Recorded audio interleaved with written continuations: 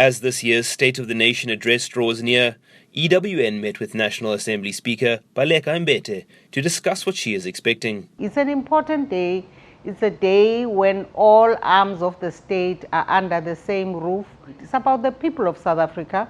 It's about the world getting to know where are we. The State of the Nation address is Parliament's most high-profile event, marking the start of the annual session.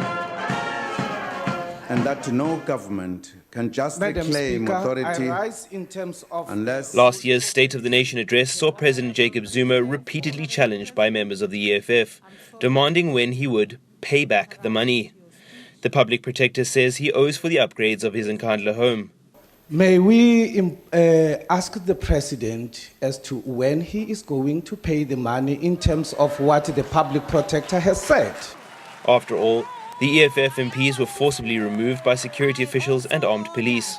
The DA walked out in protest, stating that the EFF's removal breached the Constitution. The Speaker of the National Assembly cannot escalate the issue by sending police into the chamber. For when she does that, it intimidates opposition, it violates the Constitution of the Republic, and without fail, it means that any processes of parliament that must take place, the issues of South Africans cannot be expressed because freedom of association is violated, freedom of speech is violated, and ultimately it undermines the Constitution. I want order. I want South Africans to be given the opportunity to listen to the State of the Nation address.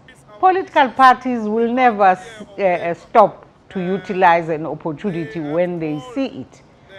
People have no appetite for being disruptive. You get tired of being childish, for a start. The 15 minutes of disruption and people having to be called in to assist us to remove disruptive members fundamentally disable us from continuing to do our work. Mbete herself has taken flak for protecting the president and for being both Speaker and the chairperson of the ANC.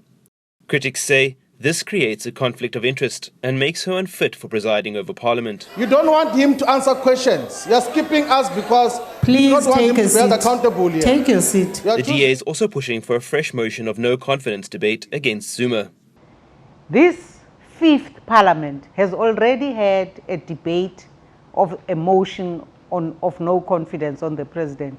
We need to look deeper into this matter.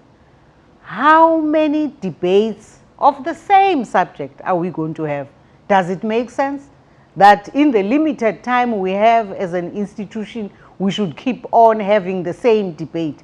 To me, it doesn't make sense, but it's not my decision. It's a decision that must be arrived at by engagements through the correct and appropriate structures of Parliament.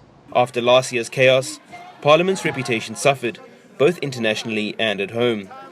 The Speaker says it is the duty of Parliament as a whole to change the way it is seen.